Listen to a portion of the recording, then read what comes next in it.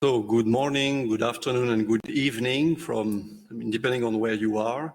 My name is Professor Warden, and today I'm the chair of this PhD jury of Rahim. So his work is on the design of power converters for renewable energy sources. And this defense will take place as follows. So first, I will give a brief introduction of each of the jury members, the PhD advisor and of the student. Then this will be followed by the presentation done by Rahim today. So he's got up to 40 minutes to do his presentation.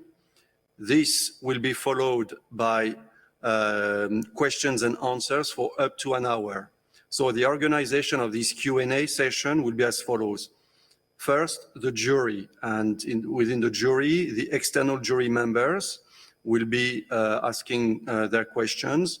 Then the Skoltech jury members will follow, and then from the attendants, either online or offline, we can have some questions also. After all the questions are asked, I will ask the jury members for final remarks, and in particular, if they are satisfied with the corrections and revisions done to the thesis. After which, the supervisor will give a few words and comments on his student. And then we will have a closed room deliberation, so only among the jury members. And after we come up with a decision, after the deliberation, we will announce the results. So then we can start the presentation of the jury members. So first, Dr. Pallavi Bhatnagar, who is a senior member of the IEEE. And so she was awarded her PhD degree in electrical engineering at Maulana Azad National Institute of Technology in Bhopal, India. And her research interests include power converters, PV systems, LED-based lighting, electrical vehicle charging infrastructures. She has co-authored a book on multi-level inverters. So prior to her doctoral study, she held various positions in industry. As assistant engineer with All India Radio, Bhopal. She was also head of product development at Nucleus Electro Enterprises Limited, also in Bhopal from 2001 to 2005, and then engineer at the National Thermal Power Corporation of India from 2005. She also developed a significant experience in teaching and has now taught for more than a decade. We had the pleasure to have her at Skoltech in 2019, and when she was a research scientist at the Skoltech Center for Energy Science and Technology. And she is currently Dean at the IES College of Technology in Bhopal. And she pursues also research as a postdoctoral fellow with the Sustainable Energy Research Center, Sultan Qaboos University in Muscat, Oman. Then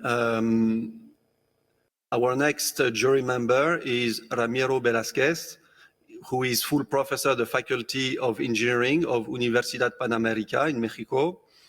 He earned his PhD degree in robotics at Université Pierre et Marie Curie in Paris, which is now known as Sorbonne University. And he's former dean of the Faculty of Engineering, and he now serves as vice president for research and a member of the board of governors at Universidad Panamericana. He's an expert evaluator for the European Commission, and CONACYT in Mexico, FONCYT Argentina, Colciencias in Colombia, and MOS in Israel. He's a member of the Mexican National Systems of Researcher, and his current research interests are in assistive technology, haptics, and mechatronic systems. Now, at Skoltech, we have the pleasure to have Professor Vladimir Terzia, who joined us as a full professor in 2021. He's also the holder of the prestigious Russian mega grant as the PI of the MPAC project. So Professor Terzia earned his PhD at the University of Belgrade.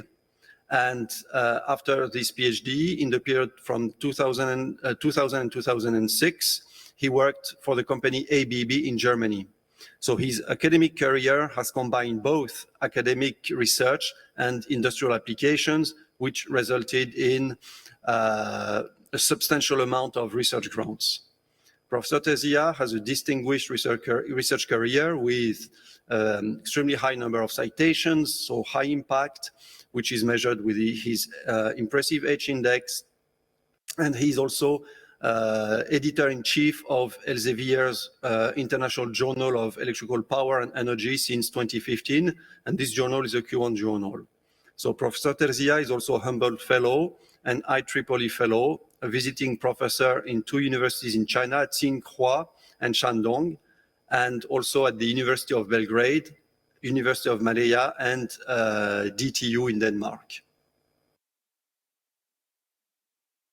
Next is our colleague, Professor Petr Vorobyov, who is assistant professor and associate director at the Skoltech Center for Energy Science and Technology. He's been with us since 2019, and in this capacity.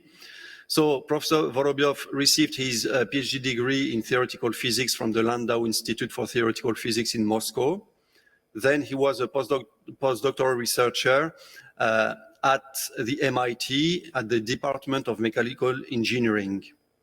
And his research interests include a broad range of topics related to power systems, dynamics, and control.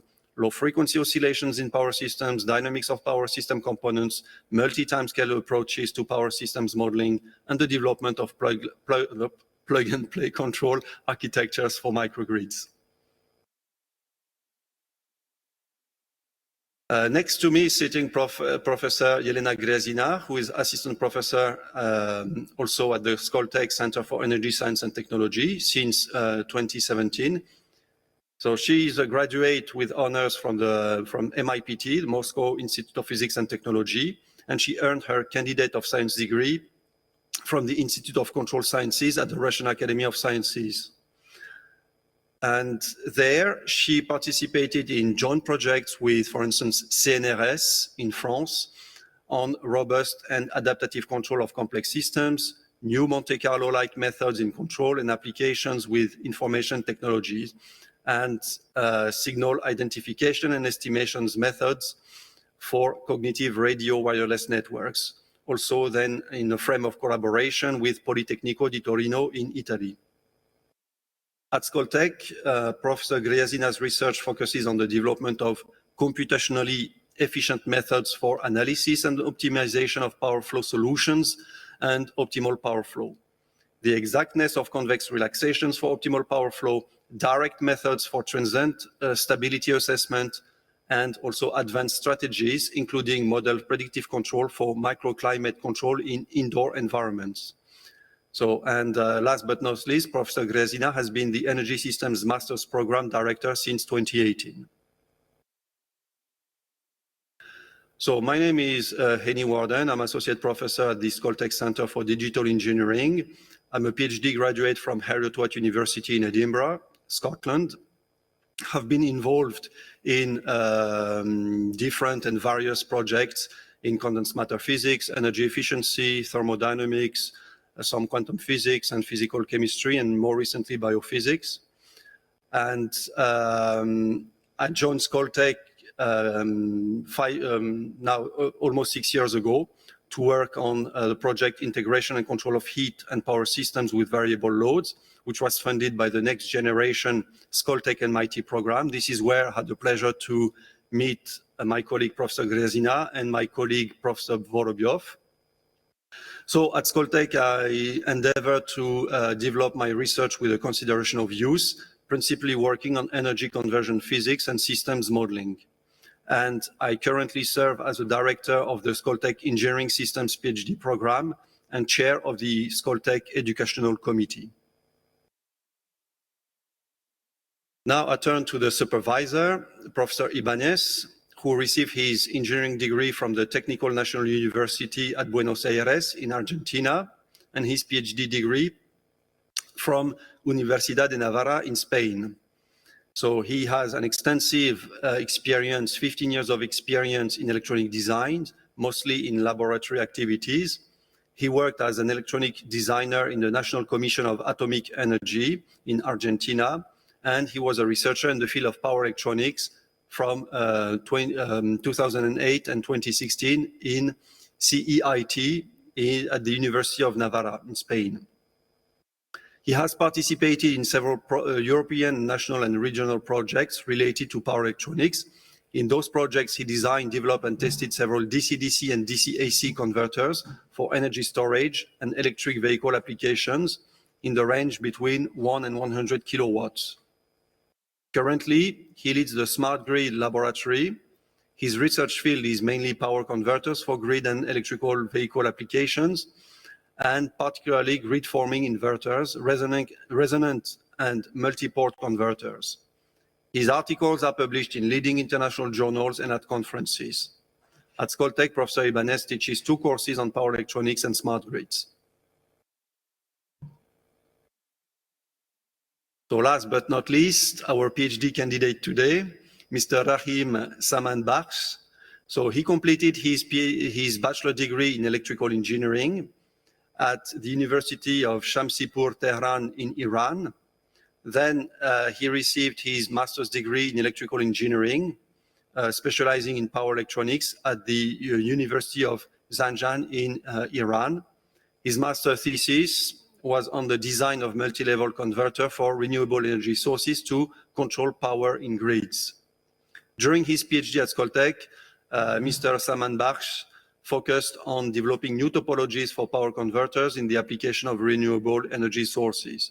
So far, he has co-authored 9 publications, and I heard that he got his latest publication accepted yesterday. So congratulations. So that makes a 10th publication in leading journals, attracting, considering Scopus, already 178 citations, and he has an H index of 4 as recorded on Scopus. So well done. So now that the presentations are made, all the introductions, we can turn to the presentation by Rahim. So you have 40 minutes. Hello again. Do you have my screen? Yes. Hello again. Good morning, afternoon, dear audience, and also thank you for I would like to present my that dedicated to design up power converters for renewable energy sources. Before the start main part, I have outline. First, introduction, problem statement, motivation, research objectives, questions and hypotheses, and methodology. The second part, we will have a literature review for multi-level structures and zester structures. And the third part is the design of converters, which is proposed multi-level converter and proposed source converter. And finally, we will have a conclusion and future work. Now, as you can see, this slide shows the traditional electrical power grid, which has disadvantages like more power plant and more pollution if we have a fossil-based generation. So it has a one-way distribution. It's not possible to have a bidirectional power. Also, it has a fewer sensor. Fewer sensor means we couldn't control all line from generation to consumption. And also, it has a manual monitoring and restoration. Finally, it has a equipment aging, more failure and blackout. For drawbacks or cover the previous traditional grid, we have a new smart grid or new generation which use the renewable energy sources, which has advantages like digital control, monitoring and restoration is self-healing, and it has a sensor throughout the line. Also, it has an advanced infrastructure. Now, as you can see here, we want to connect solar panel, wind turbines, and tidal energy to grid. But here we need to have a one transformer, converter, to fix it voltage and fix it the frequency rather than to grid. Now, my main idea is here to design new converter to match the voltage and frequency to extract energy from renewable energy sources. And this is the example of the proposed idea. If we have a multi-string of solar panels, we cannot connect directly to home. For that, we need to first transfer DC to AC, after that to connect to load. As you know, in our multi-level, we have a multi-string because we need to have a fixed voltage, one of them. We have a voltage in the input, means we have a voltage at the output simultaneously.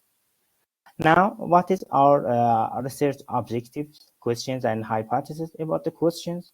We have two main questions. First question is what are the main factors to reduce losses and increase efficiency? To answer this, for reducing losses, we need to use the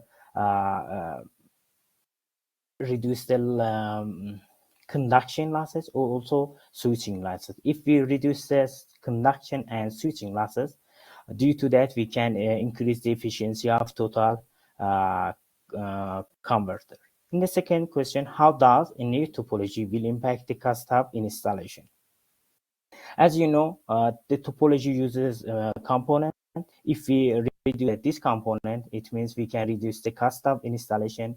Also, if we have a lower total standing voltage on the component, we can reduce the size of components and reduce the cost of installation again. Now, about the hypothesis, if we have a house or residence that has a several string PV panels, the converter can be improved. And second hypothesis is using the different topology will change the efficiency of the conversion where the conditions are the same. It means we need to have a multi-input for converter. Now, about the research objective. The main objective is to increase the efficiency of the PV systems for houses without increasing much the cost. For do that, first we need to develop a new multi-level inverter with performance. What is in performance is means low THD, low stress on component, and low switching losses. The second objective is to develop the new source converter like high gain, low and low losses.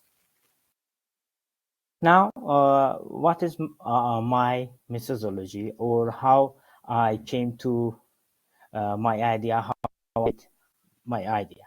First, I revised the state of art of converters models to have a baseline to compare.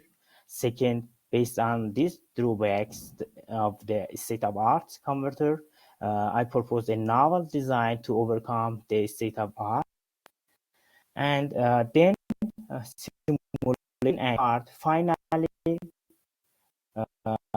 and validating the proposal converters. Now we have a literature review. As you know or not, power converters divide to 4 parts: to AC, AC to DC, and finally AC to AC converter. My main work is on the DC to AC converter, which categorized in 3 parts. First, multi-level converters, impedance source converters, and finally traditional hard switching converters. In the multi-level converter, we have a subcategorized, which is traditional two-level, H-bridge, flying capacitor, and neutral point clamped and advanced converter. In the second group, impedance source converter, we have three subcategorized. Z-source inverter, switched inductor Z-source inverter, also cozy Z-source inverter. And my main idea is working on advanced converter and switched inductor Z-source inverter. Now I want to go through to see what is the detail in multi-level converters in traditional. First, we have a traditional two-level converter, which has the advantages like simple control, cheap, but it has some drawbacks like high distortion or high TDHT or total standing voltage. Also, it has a high stress on the switches. The second converter is the H-bridge converter, which has advantages like simple control, low total standing voltage, and easy to cascading. But it has one main drawback, high distortion. The third one, in the multi-level, we have a flying capacitor. In this topology uses a capacitor to have a balancing voltage at the output. The main advantages are this topology presents more possibility to control the DC link capacitor. Also, this topology does not require any transformer. But main drawbacks are the number of capacitor is high and it has a high switching losses. The last topology in the multi-level is the neutral clamped converter. This is the diode of capacitor. The main drawbacks are the number of capacitor is low. This topology does not require any transformer. Also, there is only one DC link pass and low switching losses. But main drawbacks are the possibility to control of the balancing DC link is limited. Also, it has a low reliability because uses many diodes. Now, in the second group, impedance converter, we have a first topology for Z source. You can see the main advantages are it has a gain setup the DC input to desired voltage, also improve reliability. But main drawbacks are high inrush current. Inrush current means high start current. Also, it has a high stress voltage across the. And the second topology in impedance converter group is a switched inductor inverter, which has advantages like booster highly increases, capacitor voltage significantly decreases. Also, it has a drawbacks like high inrush current and high voltage across the switches. And this source converter is a cold source inverter, which has advantages like boost factor highly increases, capacitor voltage significantly decreases. It makes we have a smaller passive component. Also, it has a continuous input current because for we have an inductor series with battery, and it has a one drawback: high voltage gain is not possible in higher modulation index. Now, what I propose in multi-level converter. First, as you can, this is the OR topology for multi-level converter. It has a 3 inputs, E1, E2, E3, and 1 output, and 10 switches. It is important to have isolated inputs because if we don't have isolated, in some cases, maybe have a short circuit in inputs. For that, is it important to have a isolate. Also, this convert in multi-level inverter does not require any filter or needs to a small filter because it has a lower at output. This is the in the C part you can see output of voltage same as sinusoidal waveform, but it has a THD. How this converter works. For operation of this converter, I bring the table for that for full cycle, but here I bring the one half of cycle here. For example, we want to bring E2 level at the output. For that, we need to turn on S5, S6, and T1, T3. Or if we want to have a E3 level at the output, we need to turn on S1, T3, and T4. Now, we have a simulation result for output in the MATLAB simulate. This is the, you can see this is for output voltage, and also we have a THD 3.18% for distribution from the sinusoidal waveform. And in the second part, we have a current for output. You can see current is the same as sinusoidal waveform because we use it RL load same as for source voltage. Also, THD for this is 2% or distribution is 2%. Now, I built this prototype in the Skoltech lab, which has the three main parts, Arduino or DSP. In the second part, we have a driver for amplify the sounds, connect to RGBT, and second part is and one output. Now, the result for event you can blue curve shows the output current. You can see it as relation, but different because we have some resistance in state. And for efficiency, we have tested in a series load, highly inductive, and highly resistive. As you can see, in the highly highly resistive, we have a higher efficiency rather than other loads. Also, you can see if for output voltage 8 50 of voltage. Now we have a main comparison with other topology. In the first part, we have a comparison number of DC link versus to number of levels. As you can see, proposed idea has a reasonable result between other mentioned paper. And in the second comparison, we have a number of switches rather than number of levels. Also in this comparison, proposed idea has a good conditions among the mentioned papers. In the last comparison, TSV or total ascending voltage shows the versus to number of levels. This figure shows the maximum voltage in components. Also, it can be analyzed that we have a lower TSV. We can reduce cost of installation because use the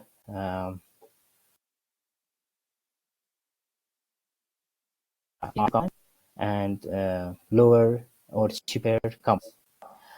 Advantages are fewer number of switches, low distribution, and low TSV. I said about the advantages, but I didn't say about the disadvantages. First, advantages was very low losses because using in low switching frequency, very low THD. Also, it doesn't need to have a filter or a small filter. Voltage stress on the components is low rather than competitors, and also it has a simple control techniques, nearest control. But the disadvantage is to have a series inputs or to fix it voltage or cover this problem. We need to add another to overcome this problem. We propose the resistor converter in the following. want to what is the resistor converter and how it can be compensate the drop voltage in multi-level. Now, this is a proposed resistor converter which has a three main part: input, Z impedance network, and main circuit. These main advantages are high boost gain, low inrush current, and reduced stress on the components. Now, how it works, how this converter works.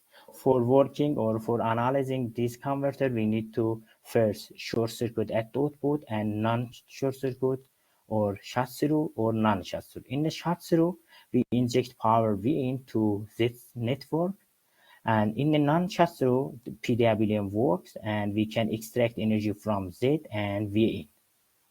What is VDC here? VDC is before the inverter and VAC is after inverter.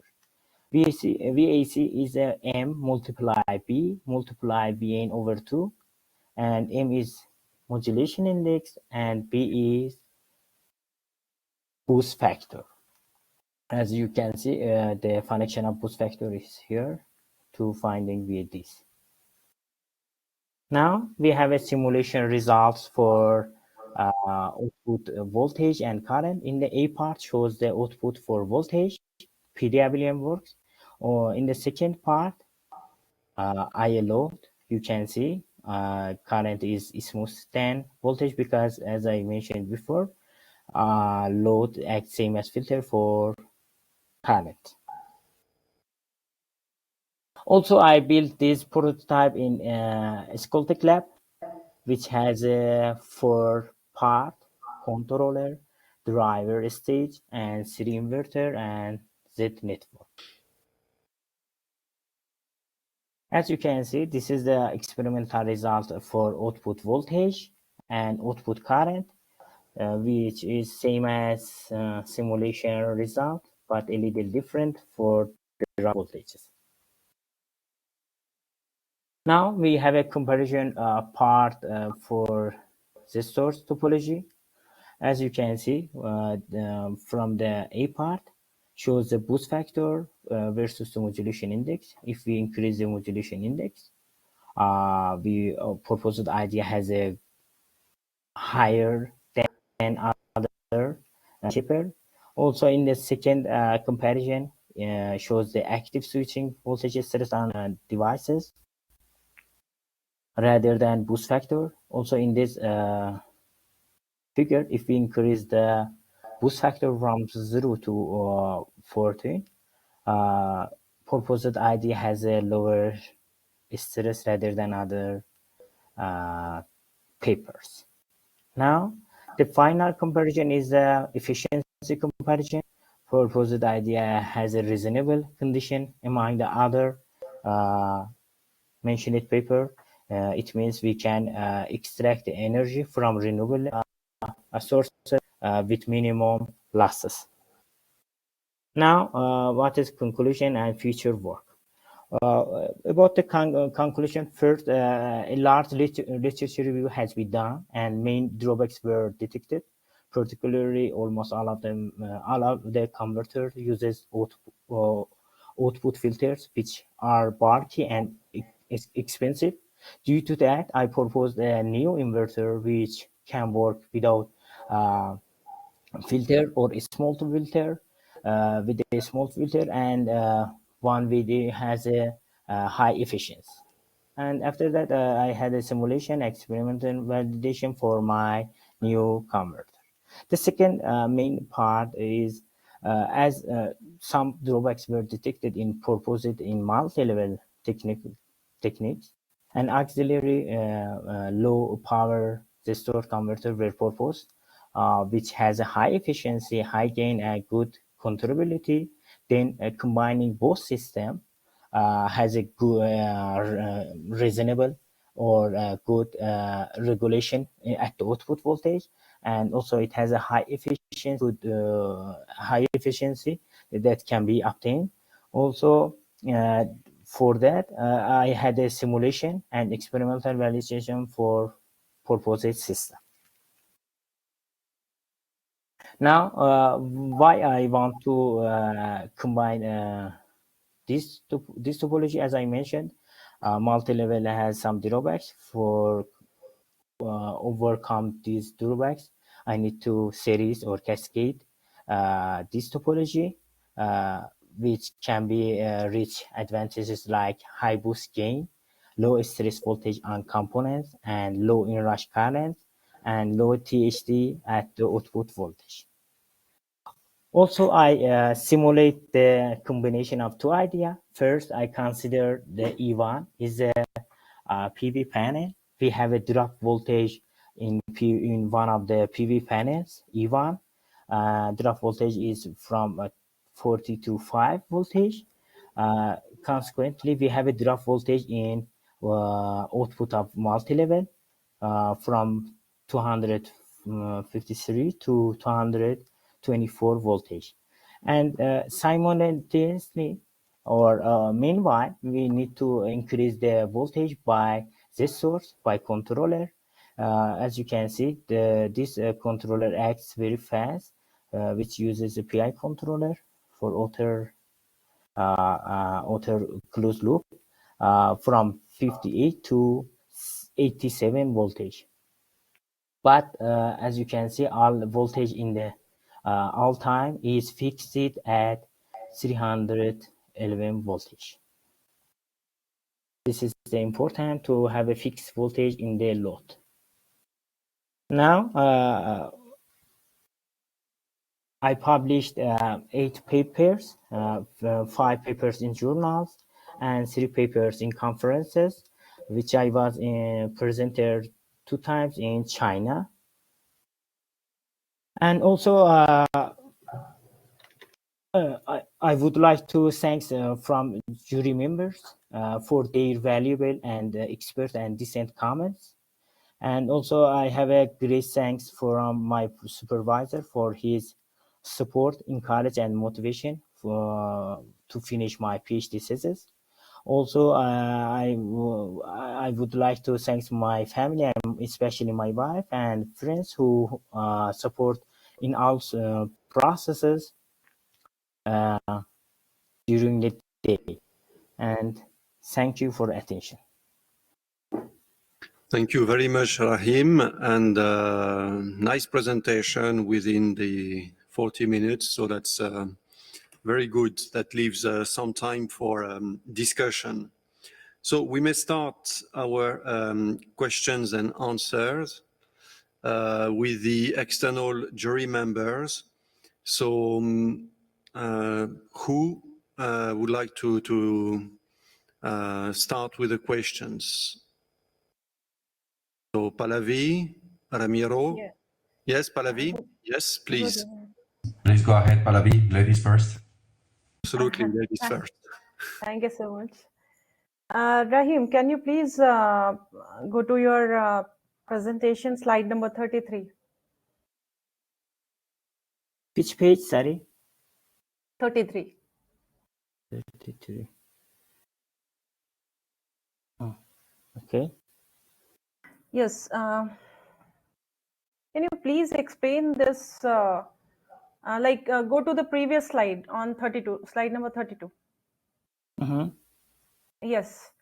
Now, here you have mentioned that this the Z source converter is having high gain as compared to multi-level converter as per your findings, right? Yeah. Right. I think on the slide on slide number 31 you have mentioned. Now go back to slide number 33. Mm-hmm. Now, can you please explain how these are simulation results, how you can say that the boost gain for a common input or a same input, boost gain is more for Z for inverter rather than multi-level inverter? All the results are opposite here. In multi-level, we don't have any gain, as you know. In multi-level, we have just source and output voltage related to input amplitude. If we have a drop voltage in multi-level inputs, output is good. We have a drop in output. But for company compensate that, we need to increase output by seriesing or have a sinusoidal waveform at out. How we can increase the output? By extracting from energy from E1, or it doesn't different, but it just depend on the controller. But we extract from E1, we have a simultaneous drop in E1, also in Z source. But as you know, we in the boost, in the Z source, we have a gain.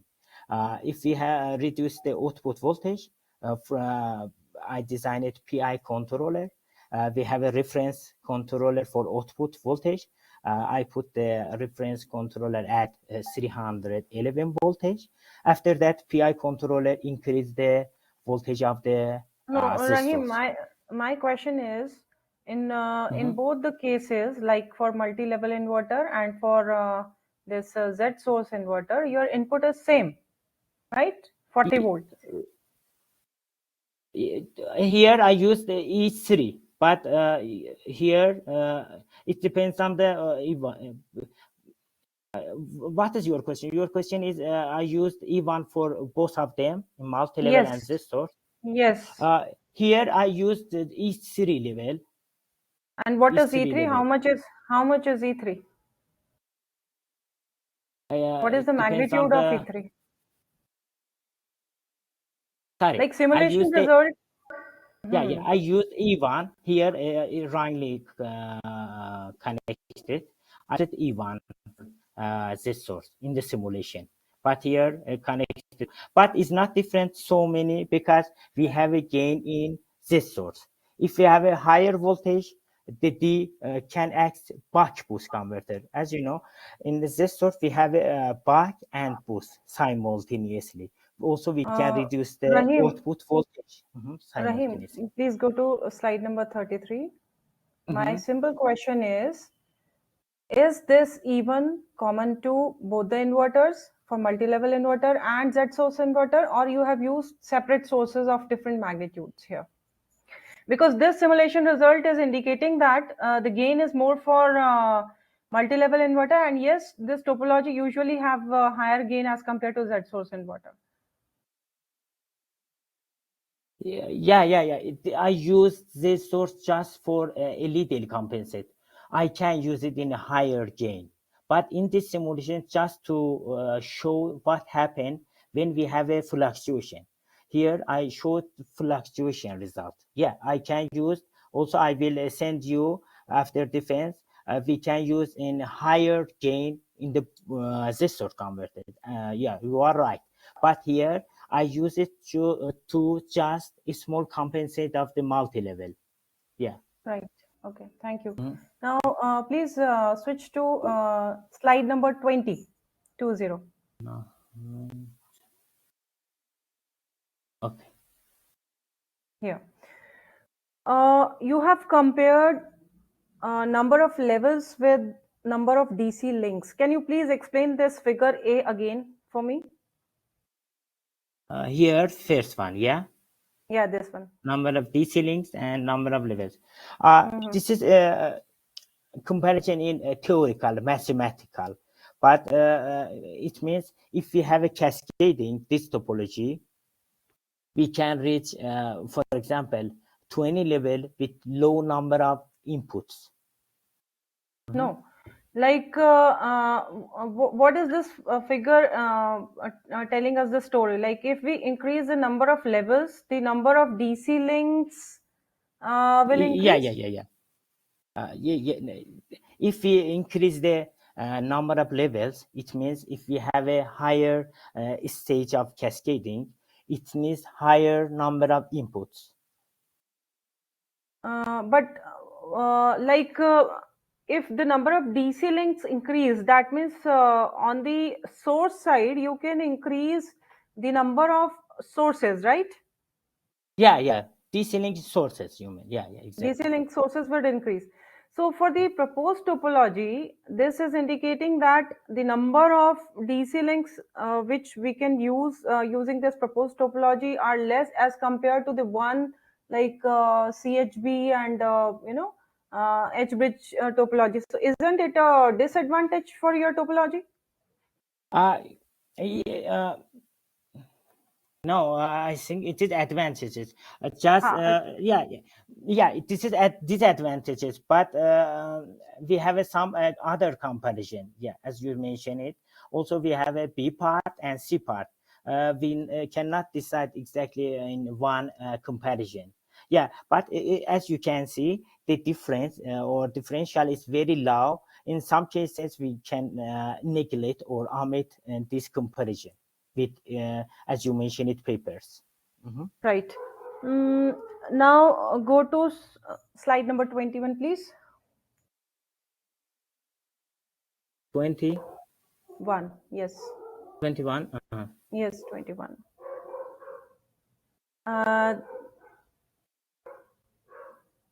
Uh, what is the efficiency of your multi-level topology? Like, have you Uh, calculated the efficiency of your topology? Hardware uh, results of the efficiency? yeah, I calculate to reach 93%, but it depends on the load. We cannot exactly say what is the efficiency. It depends on the load and current of the load. So what was the capacity of your multi-level inverter? Like that inverter is suitable for how much load? What is the maximum capacity of load for which this inverter is designed? Yeah, thank Yeah. you for nice question. Yeah.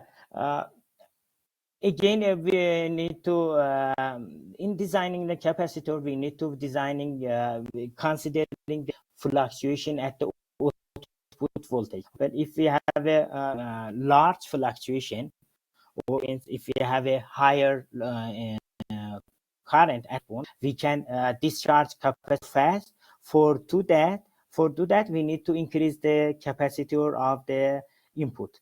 But as you know, we use this converter for a small voltage, and I used a simple about 500 microfarad for No. inputs. Rahim, my question is, what is the specification or the rating of your multi-level inverter? Like, what is the input voltage rating, output voltage rating, and power rating of your multi-level converter? This is my question. Yeah, You have yes. made a prototype, na? Yeah. Thank you. In my cases, I used IGBTs with has a prototype type. I checked in the low power, but we can use this topology in higher voltage and higher current, but it depends on the technology that we use in IGBTs. As you know, if we have a higher current in IGBT and higher tolerant voltage in IGBT, yeah, sure. I am sure. What is the current rating of your switches of the IGBTs?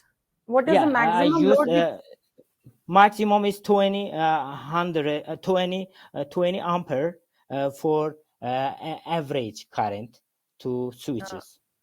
okay, and so the maximum load which you can run from this inverter is it 1 kilowatt, Max, 2 kilowatt?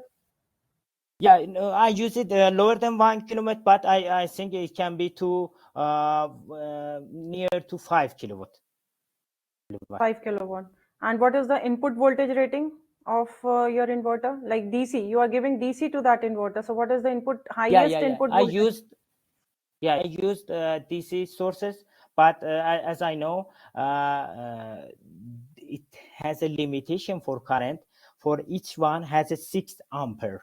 Okay, for that, if we multiply 6 ampere, multiply each inputs E1, E2, E3, we can find the individual power. But if we use another DC which has a higher current, certainly we can extract maximum energy from DC links. What is the maximum DC link voltage, sir? Rahim, this is my question. Yeah. Maximum DC, it depends on the, as I said, in some cases we have a stress on the voltage. Okay, if we have a finding stress voltage on the data sheet of switches, we can here I used 800 voltage for each switches, but I didn't test it in 800. Uh, because as you know, in the prototype maybe we have some faults or some errors, and it is difficult to run it. But I tested in lower voltage, as I mentioned in simulation and prototype. So in this particular slide number 21, you have mentioned that this topology is having a high efficiency because switching losses are extremely low. So now you're comparing this with other multi-level topologies or with other inverters? Yeah. Thank you for a nice comment.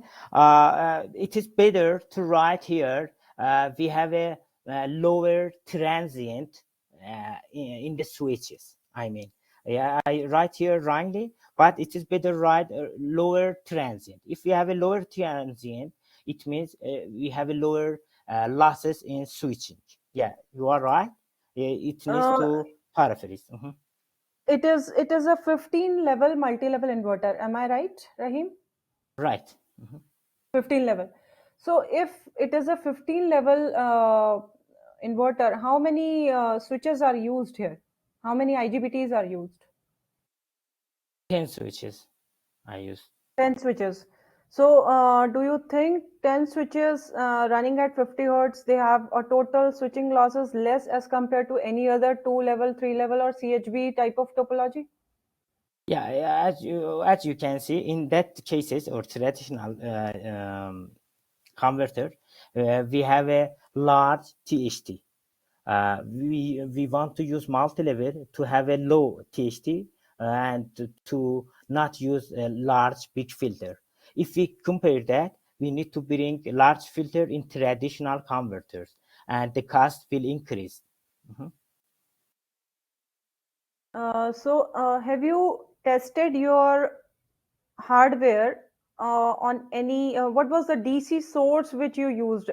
Did you apply this inverter for PV panels or the DC source which you used was a DC supply? What was the DC source on which you have tested?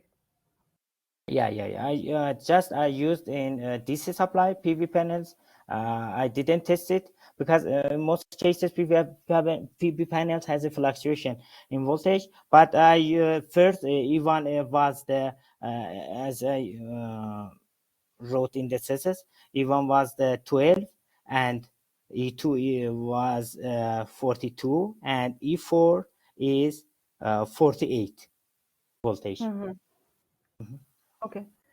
My last question to you is how would you define, I mean, this is a very basic question going back to your first slide. How would you define a multi-level inverter? I didn't understand clear your question. Could you how? Yes. Define multi-level inverter. How would you differentiate between a multi-level inverter and a normal inverter? Yeah. In a normal inverter, the steps for output is maximum is 3 level. But in multi-level inverter, the steps of output voltage is larger than 3. But it depends on the trade-off. We can increase the steps, but it is needs to consider we increase the number of switches. We need to have a trade-off between number of switches and THT that we need to use. Right. And one more question. In the whole presentation, I have not seen anything about controlling part and the modulation part. So, which modulation technique you have used in this particular multi-level inverter topology? What was the modulation technique? In multi-level, I used nearest control for sinusoidal waveform. I compared sinusoidal waveform with its steps, and when to produce the generate the signals, we have a comparison, and for that we can extract the signals to IGBTs. I use a nearest control for multi-level, but in this source I use PWM for inverter. Right. And what was the controller which you used? In multi-level I used Arduino, and in the Z source I used DSP controller. Right. You have mentioned THD of 3.18 for voltage and 2.03 for current. What is the standard permissible THD for voltage and current? Yeah. As I read before in the IEEE, the standard is lower than 5%. If it's lower than 5%, can be connected to grid with a small filter. Right. So that's all from my side. Thank you, Rahim. Thank you very much. Thank you very, Over to very you. much, Thank you. Pallavi. Thank you. Thank So you. next jury member, Welcome. please.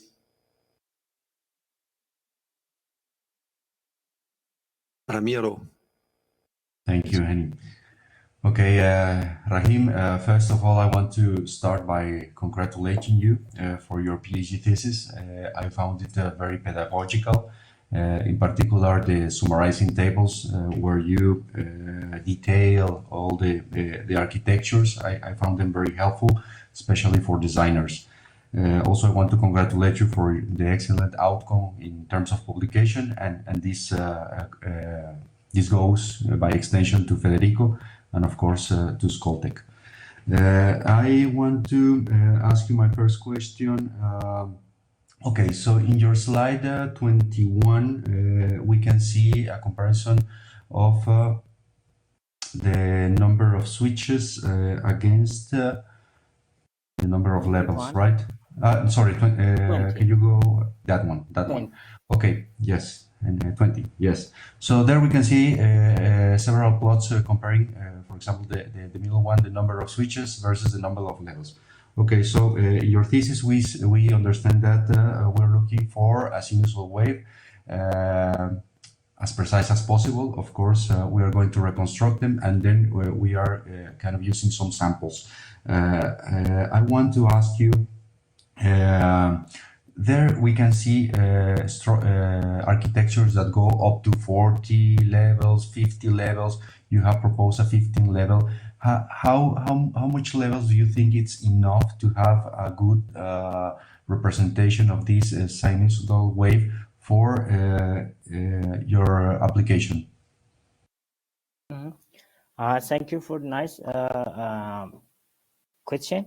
As you said, how many levels is good? I want to say that in our case, we have a 15 levels at the output with THD of 3.18 voltage, 18% of THD. It means it can be used in the grid connection and or some cases, some medical cases, but it needs to put some filters. But if we want to increase the levels, we need to increase the number of switches. For that, it's not reasonable to increase the number of levels, for example, from 20. But it is important to consider first cost of installation, and to have it in the domain of IEEE standard.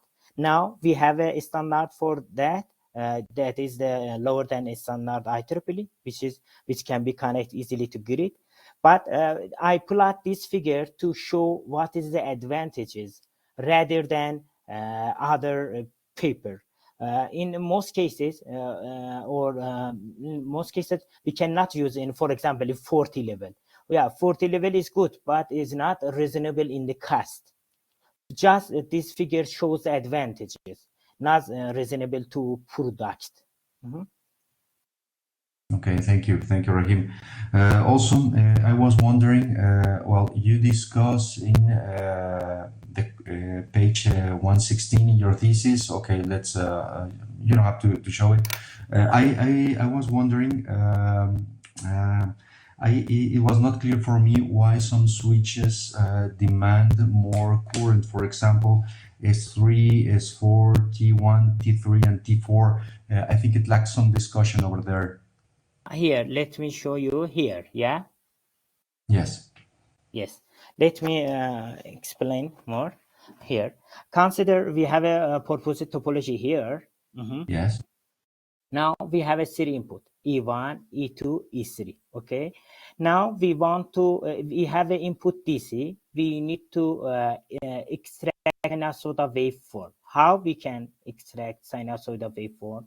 By steering input or by bringing input to produce levels to design or to product sinusoidal waveform. For example, now first we bring E1 here by turning on S1, T1, T2. Consider here we need here we have E1. Let me have a big one pointer here. Now we want to bring E1 to output. How? First we can turn on S1 and T1 and T2. You can see the current goes from this side and this side. We have E1 and we have a E2 level. How? For turning on S5, S6, T1, T3. We have a E2 here. We need to turn on S5, T1, T3, and S6. Okay. Now we designed this one and so on. Okay. But as I mentioned it in the thesis, E2 is 2 times E1, E3 2 times E2. For that, we have a stairs at the output. Yes, but just my question was, for example, in figure 4.4 in page 116, you mentioned that the switches S3, S4, and the T's show the highest current rating. I was just wondering why. Is that because of the amplitude of the voltage, or why the current rating is higher in those switches? Yeah. Thank you for a nice question. It shows we have a maximum duration turning on in the switches. I showed in the thesis, which has a high duration conduction. For that, we have a higher losses in that switches. Okay. So also you mentioned, well, I also agree with my colleague. The presentation did not include the control, but you mentioned 2 algorithms in your thesis. One where you have the 3 equal sources, and the other one with unequal DC sources. I was wondering, how do you detect the case when you have unequal sources? How does the algorithm detect that? This algorithm uses before my papers and uses many papers, but in this case, the minimum steps, the minimum inputs that can be produce large or high number of outputs in this algorithm. If we use this algorithm, we can produce high number of levels to reduce the THD with minimum DC inputs. The reason why I use this algorithm. Okay. So well, I appreciate the future work with you. I think that the combination of both of your prototypes was like the conclusive part. I agree with the simulations. I would like to see some experimental validation, but I want to ask you about the conditions. For example, imagine that you have one DC source and then maybe 2 DC sources where you have the correct voltage, and then one that does not have. So we can see in the simulation that it goes okay. I don't understand what happens, for example, when you have one DC source at full capacity or the level that you expect, and then 2 others that do not have the voltage. Does the system still work? And what happens, for example, when you have 3 DC sources that are not in the right level? Yeah, thank you for nice question. And as you mentioned it, this is a worst case to remove all two of them and have one of them in the input. But this situation is not possible because we use multi-string of zonal panels. If we have if we are in the night, as you said, we don't have in 2 of them, and just one of them works. But in this case, it is not generate the voltage. The output voltage goes down. This is the worst case. But to prevent to happen this situation, this worst case situation, we need to combine renewable energy sources. For example, if we don't have any sun or this is night, we need to use the turbine or tidal wave to generate the energy and support each other to have a fixed voltage or at least lower drop. The reason it is important to have a DC link. Extract all of energy, put the DC link and separate to individual E1, E2, E3 value. It's not it's not good to have just one of them. As you said, it is it may happen to have a blackout or have a reduced output voltage drop, and it's not goes to power from input to output. Okay. Well, being a mechanical engineer, I was wondering about the switch fatigue, but mechanical. You mentioned, of course, all the electrical characterization, but the switches were opening and closing. Of course, they're going to be worn down. Do you have an estimate of time of course, not in cycles, but maybe in time? How much do these switches are meant to last? I didn't exactly what you mean. Your question is about the switches or the switches. Okay, the switches in your converter open and close. Okay. Yeah.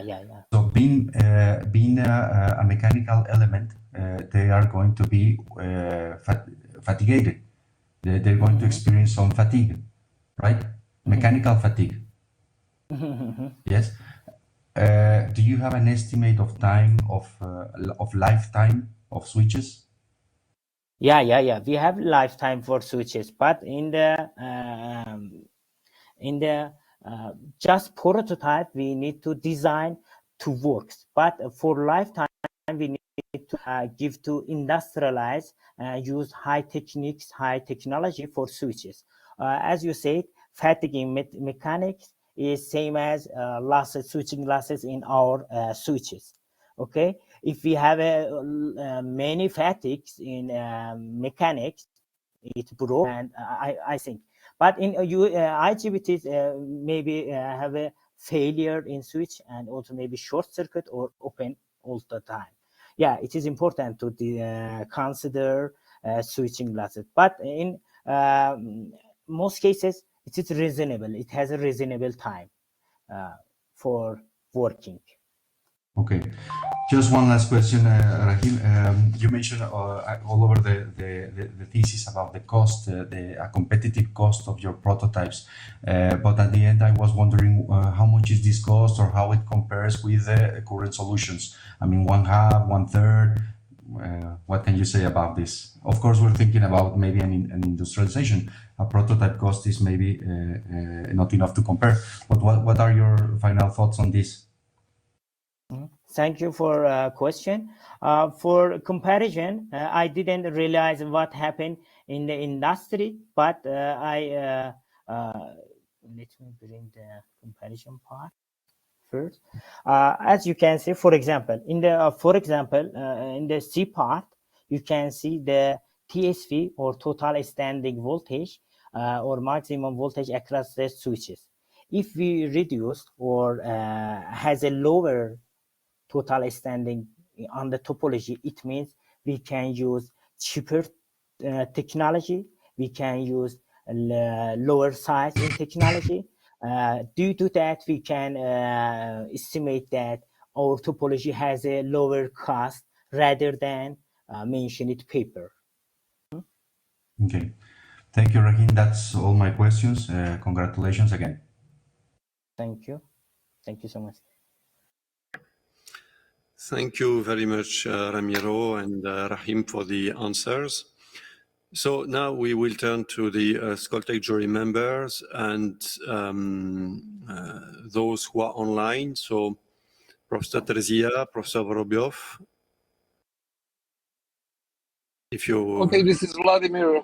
This is Vladimir, and I'm happy to ask a question. Can you hear me, Rahim? Yes, Professor Vladimir. Continue. Thank you. And I to receive such a rich document with so much information. The fact that the paper in such a prestigious journal has been accepted. Let me go directly to questions. A general question is related to your type of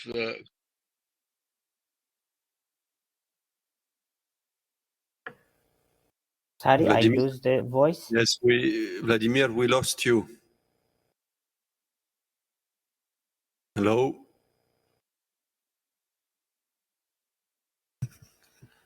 Professor Terzi, we can't hear you. I can see that you're connected from two devices, but I'm not sure if you can hear us.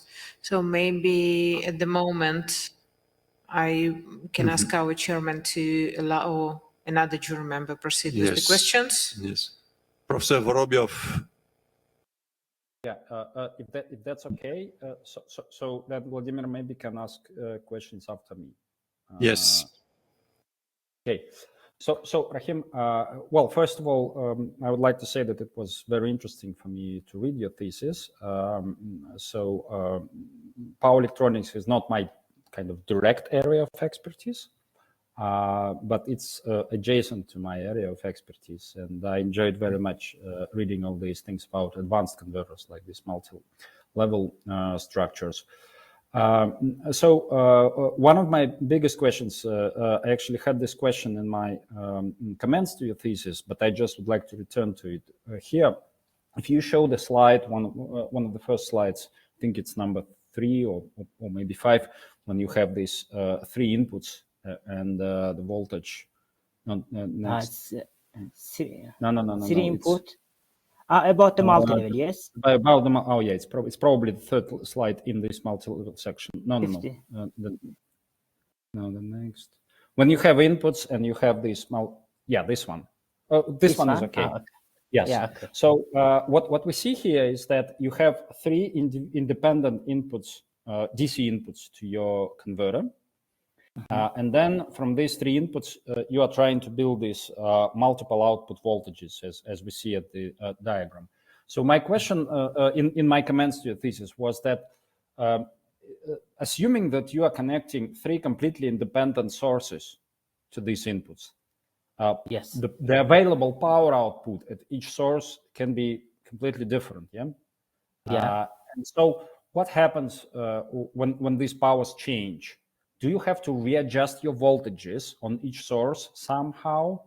How do you deal with that? Well, let me give a simple example. Suppose the power output on one of the sources, let's say source number 1, is very low.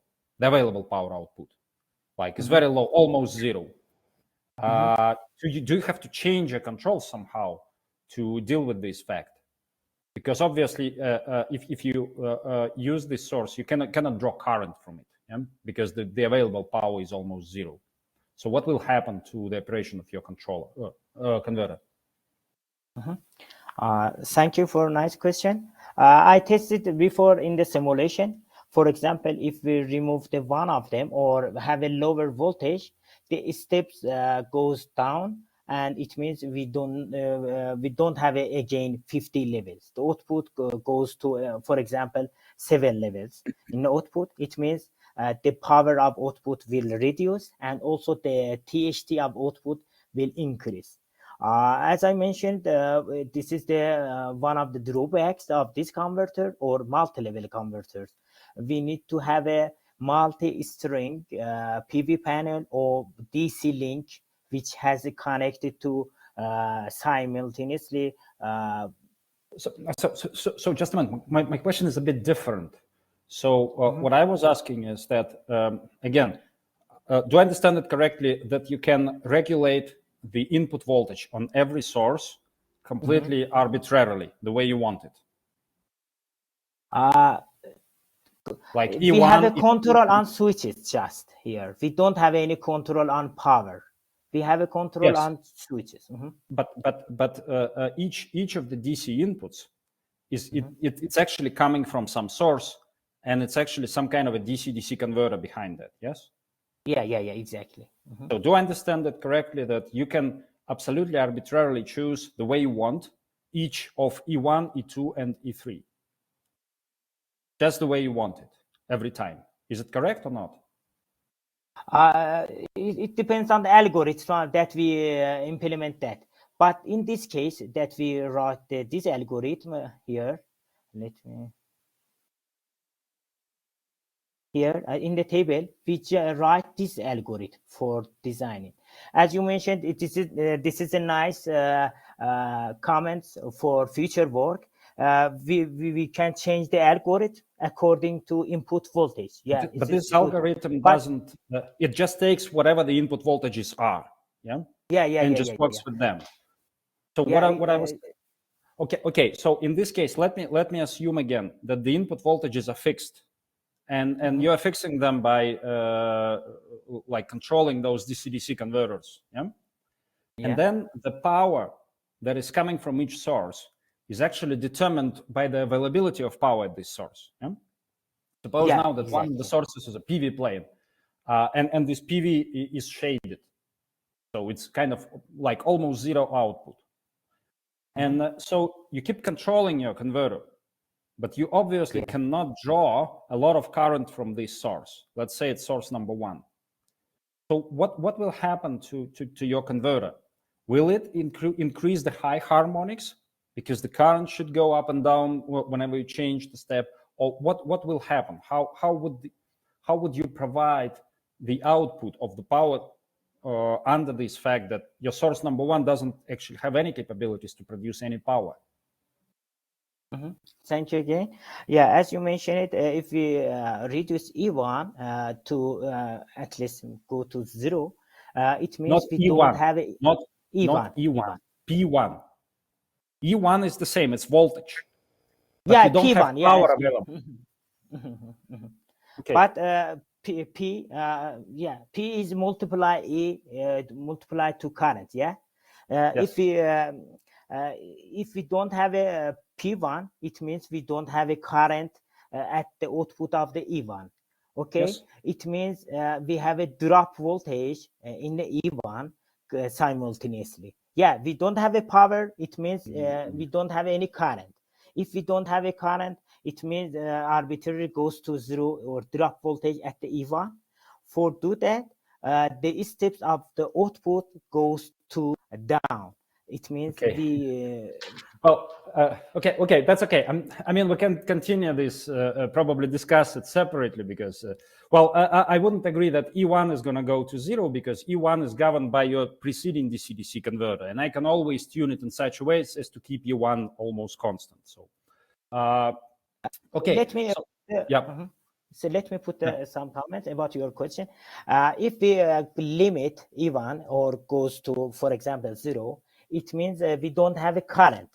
If we don't have a current, it means we cannot feed the load. For that, the loads drop, and consequently, the steps goes to drop. This is the happen in the we probably should discuss it with a piece of paper, like drawing, because it's like a very technical question, in fact. And in fact, actually, this question is like very fundamental.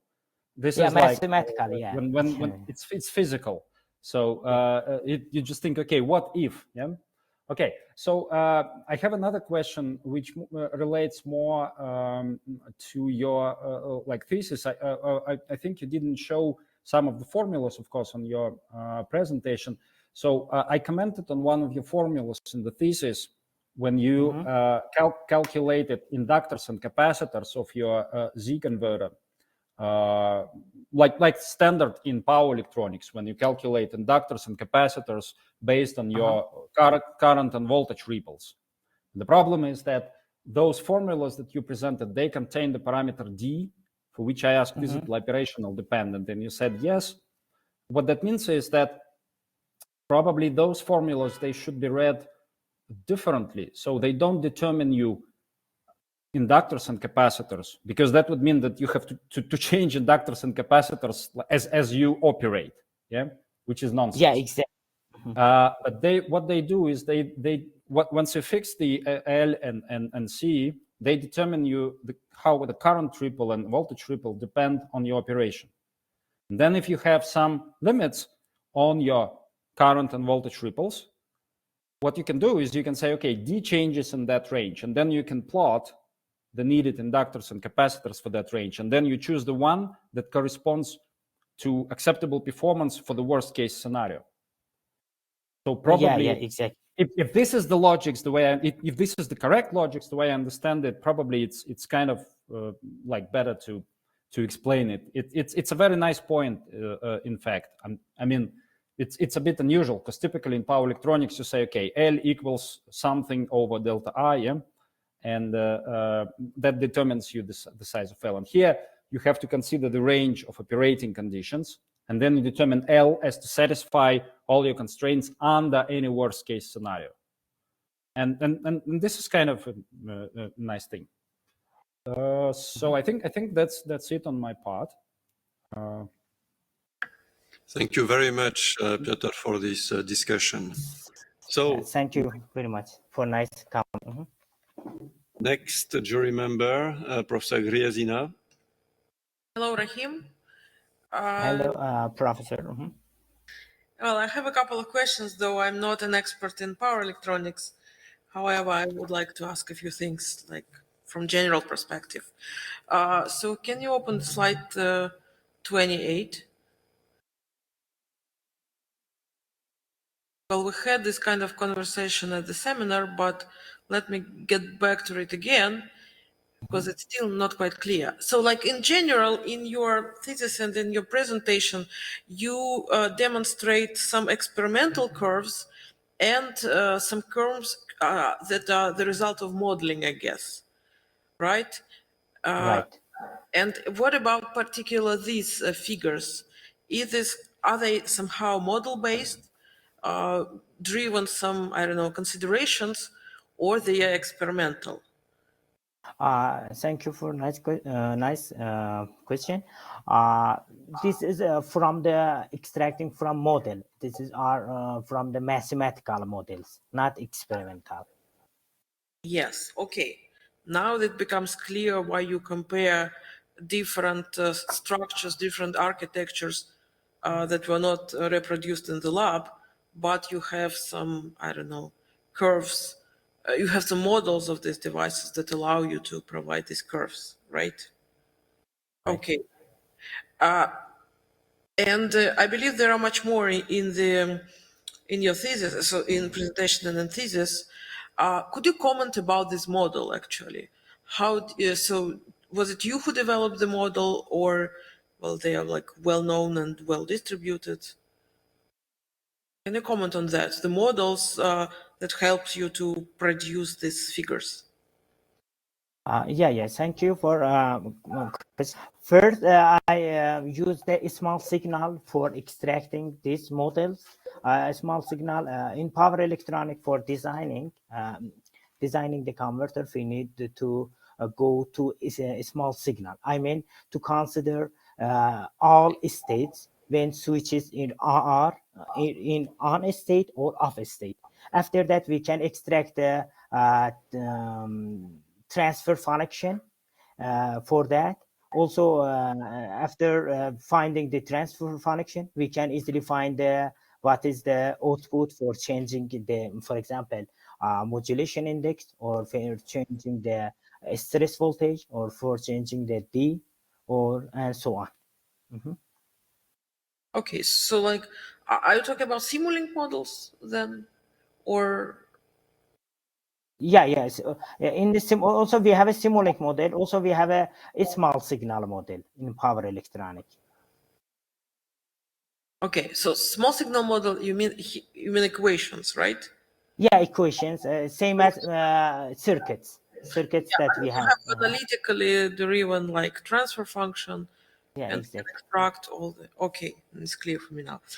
Well, my next question is about costs. So you mentioned somewhere in the beginning that like two-level are cheap, two-level structures are cheap, and that's why they are widely distributed. But when you proceed to multi-level converters, the cost naturally increases. And one of the goal of your thesis, one of the objectives was to provide cost analysis, was to provide cheap solution. Can you comment on that? Thank you for nice question and interesting question. In the traditional converter, the switching is very high. It means, and also we have a lower steps at the output. It means we have a high THD at the output. For that, for overcome these drawbacks, we need to bring or emerge multi-level, which has a lower THD and lower switching losses. But as you said, we increase the cost. But it is important first we have a lower THD and higher voltage on the component. As you mentioned, it in the two level is simple control and cheap. But if you consider that topology, all voltage goes to across the two switches, which is the very dangerous two switches. And this, in this state, the stress on the switches is high. And this is the advantage for it. It means we cannot use in the industry that topology. Mm-hmm.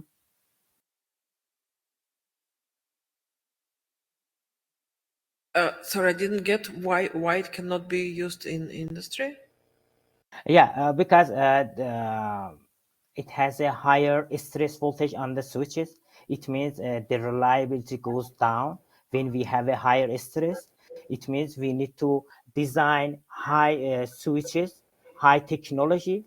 For that, we need to increase the cost for building high tech to tolerate this voltage. Also, we have a higher THD at the output. For that, we need to bring larger filter. Larger filter increase total cost for of the converter.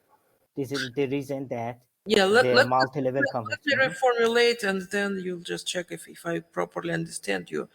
So, like when you use the architecture with more switchers, the kind of the total reliability of this device decreases because, like, any of the switches can, I don't know, can be out of service, and then everything will fail. Are you talking about this or about something different? Yeah, this is something different, something reliable on the stress. Yeah, as you are right about the number of components. Our topology has a lower reliable rather than traditional, but needs to consider all of them in the same site in the one observe. As I mentioned it in the traditional, we have a larger THD, more than 50% THD. It means a larger. When we extract energy from renewable energy with traditional converter, we lose the maximum energy in this converter. First, we need to extract maximum energy from the renewable energies. Okay, for that we need to bring the multi-level that has a lower THD or lower distribution to extract maximum energy from renewable energy. After that, consider the stress voltage, and finally design the cost. But as you know, in the renewable energy, we have a limitation to extract. It is important to have a high extracting energy from renewable energy sources. Okay, so thank you for clarification. That's all from my side, I guess. Thank you very much. Thank you very much. So, Professor Terzia, are you back online? Yes, Henny. Yes, I'm back online. My apologies. Well, again, I started with the congratulations for so much information provided and also for recently accepted journal paper. Regarding the proposed converter, I'd like to know, would it be possible to use it and under which conditions for a bit higher voltages, for example, 5 kV, 6 kV, or 10 kilovolts? That's my question. Thank you for a nice question. It is possible higher voltage, but as I mentioned in the other responses to professors, it is important to use the large tolerate in the switches. I mean, use it high technology. If, for example, if we want to use any 5K voltages, it is important to consider EMI conditions and thermal conditions for each switches, and also losses for each switches. If we want to design, it is important to consider all conditions. Yeah, it can be possible in use in higher voltage, but it is important to consider all domain of the, for example, test, EMI, thermal, or some filters, same as this. Thank you. Thank you very much. Thank you very much for your clarification. And let me move forward with further questions, which I'd like to ask you. My next question has to do with the graph, with figure 4.10. See, it's in page 130. It has to do with the total standing voltage on switches. So could you explain that, what has to do with what could be the impact, its impact on insulation and the total cost of the whole installation of the proposed scheme, please? Thank you for nice question.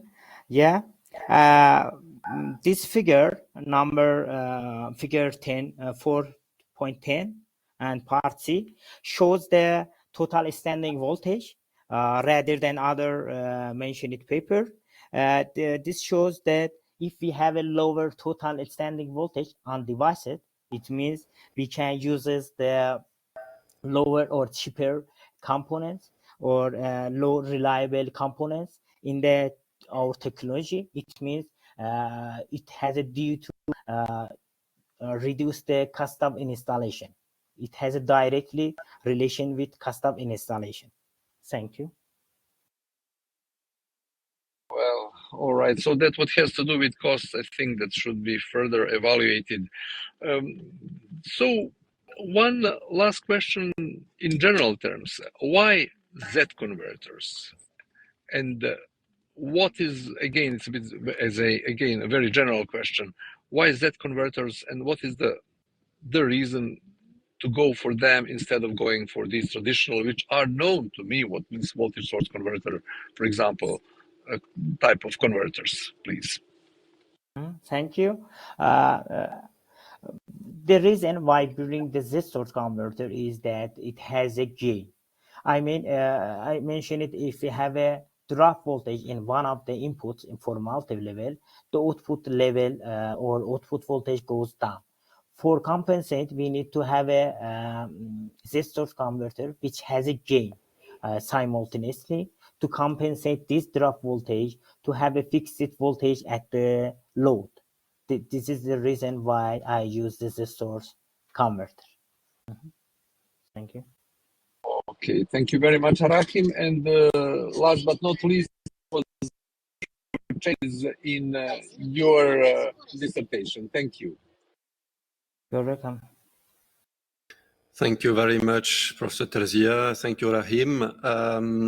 So many questions have been asked for over an hour now. So it was a very rich discussion for your research.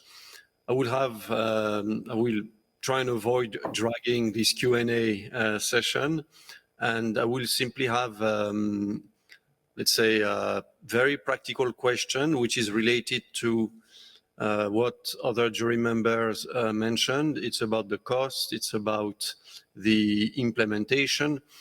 Now, your research can be considered as maybe, in terms of technology readiness level, at, let's say, TRL, maybe 3, let's put it that way. How do you think you can promote and go further?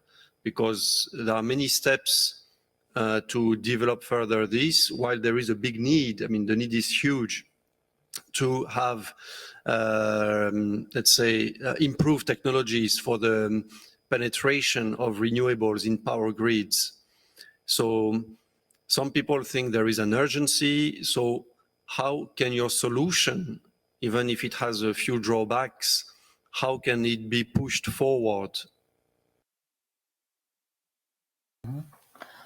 Thank you for. What are your, let's say, what are your plans? I mean, I read in your conclusion that you intend, that you have some future plans, but concretely, how, how do you think this work will impact concretely for the evolution, for the improvement of the penetration of renewables in power grids? Thank you for thoughtful comments and questions. As you know, I proposed this source to drawbacks to support some drawbacks of this source of the multi-level. For that, first, I want to summarize why we need to use converter. First, we need to have a fixed voltage at the output, okay, or fixed power to load. After that, we need to design for this converter, which has a high reliable or high profile voltage, high productive voltage for load. So just we need to design that converter which has a very fast tracking in the fluctuation inputs, and also design the converter which has a low losses due to extract the maximum energy in the from the renewable energy sources. Now, just in the future work, I want to first working on the experimental about our cases. Also, I want to implement another controller, another worst case, as I other mentioned, another professor mentioned in the worst case in the inputs. What happened in the worst case in the renewable energy sources.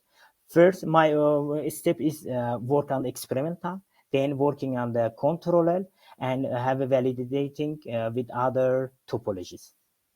Mm-hmm. But then on the, let's say, industry level, could you attract attention from this, let's say, industry sector? Maybe your solution could find faster applications in microgrids, or is there a way to attract industry to this research on a, let's say, fairly short time scale, or not? Thank you for the question, but I'm not sure. But it is important to pass some industry tests, for example, EMI test and thermal test that we didn't implement in the school tech because we don't have to test it. But we can test it and industrialize. But it is important to pass some standards, which is include the EMI test and thermal test. Okay. Okay, so that will be fine for me at this stage. So thank you very much, Rahim. If we have some audience online that would like to ask further questions or make comments, please. And if we don't have members of the, let's say, wider public, then I will simply ask each jury member to give their final remark in a concise fashion, and also state if they are satisfied with the revised version of the thesis. So please, Dr. Bhatnagar, can you make your final comments, please?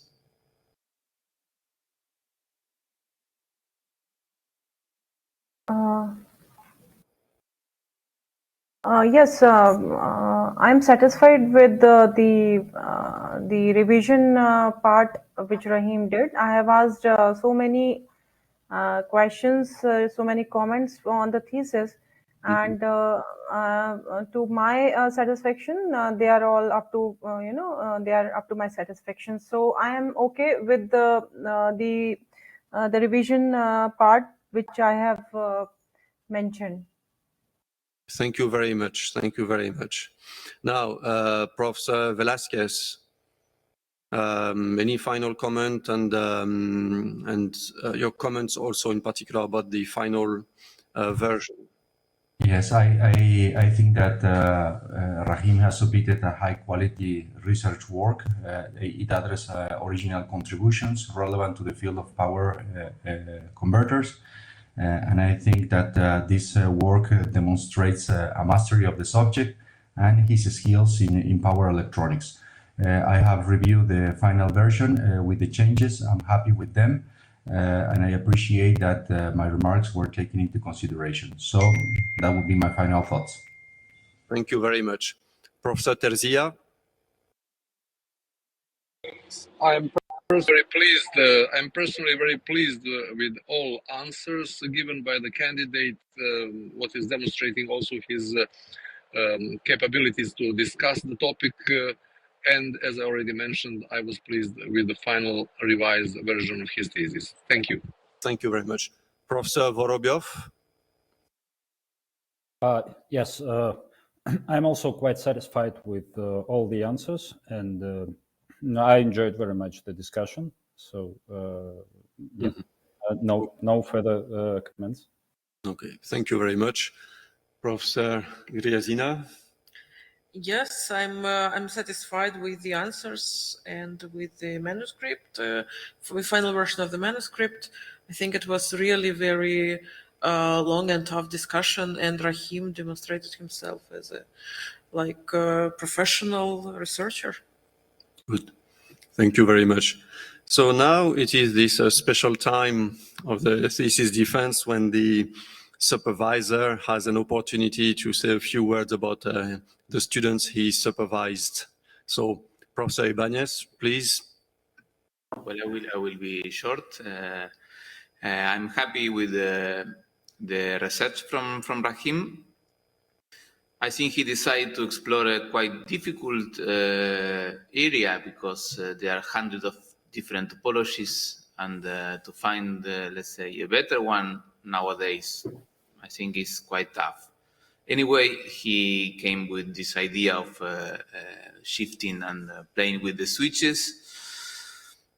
It's fine. I think he reached some new advantages. There are many things to do to improve the topology we were discussing already, but I think he contribute to the state of the art. Yes. Also, I can mention that he interact with the other students like Fernando Dávalos and Peyman Kuhi, which they help him developing his experimental results. So he's a good team leader, at least yes, with these guys, yes. And then I want to highlight that he make a lot of effort for publishing his work. It was quite tough, and I am happy that at the end he reached the goals that we proposed. So I am very satisfied with his performance. Yes. Thank you very much, Professor Ibanez, for these kind words. And then now it is time to turn to the deliberation part. So I will ask only the members of the jury to stay online with us. Rahim, I suppose that you have, you can go to this breakout room or... If I may help, no, we will do it vice versa. We will open a breakout room for the jury members. Right. Yes, and all other audience, Rahim, and I see that some colleagues of him are also with us. They can stay online, and we will be back with the announcement of the results as soon as the jury is ready with the decision. Thank you. Thank you. We'll be back soon. So yes, dear colleagues. So we leave the meeting now. We leave the meeting now. No, Vladimir, no. You and other jury members attending online will need to join the breakout room. I will open it in maybe another 30 seconds. And Okay, we thank you. have to ask Professor Ibanez to leave the room.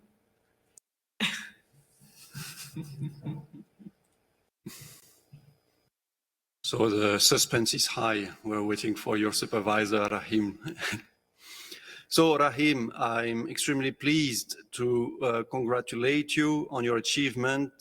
We have unanimously decided that you are awarded the PhD, the Skoltech PhD, and accept your thesis as is. So, congratulations, well done. Thank you so much, Professor. I'm so happy. Just for final words, I want to say that this thesis would not been possible without time and support, dedication of professor who were involved in this project over the past 4 years. Also, thank you for all jury members for their valuable and expert feedback.